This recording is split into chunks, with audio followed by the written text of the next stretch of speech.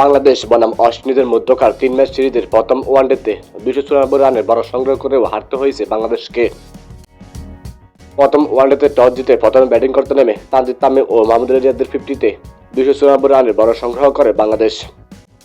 জবাবে 295 রানের টার্গেটে ব্যাট করতে নামা ওয়েস্ট ইন্ডিজকে বেশ ভালোভাবে চেপে ধরেছিল বাংলাদেশি বোলাররা, কিন্তু ডেথ ওভারে বাংলাদেশি বোলারদের ব্যর্থতায় ম্যাচটি হারতে হয়েছে বাংলাদেশকে।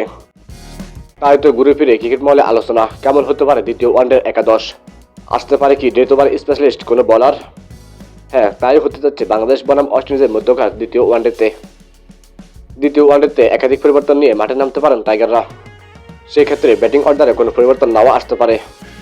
যথারীতি ব্যাটিং অর্ডারে থাকছেন লিটন কুমার দাস, তানজিদ তামিম, সৌম্য সরকার, আফিফ হোসেন, মেহেদী হাসান মিরাজ, মাহমুদুল রিয়াদ ও জাকির আলী অনেক। লেগ স্পিনার হিসেবে থাকছেন রিশাদ হোসেন। যেহেতু তাসকিন আহমেদ ও নাহিদ রানা টেস্ট ম্যাচেও খেলেছেন, তাই তাদের ফিটনেস নিয়েও একটা ইস্যু রয়েছে। সেক্ষেত্রে তাসকিন আহমেদ অথবা নাহিদ রানার মধ্যে যে কোনো একজনকে বদলে একাদশে ঢুকতে পারেন হাসান মাহমুদ। সঙ্গে থাকছেন প্রথম ম্যাচে পারফর্ম করা তানজিম সাকিবও।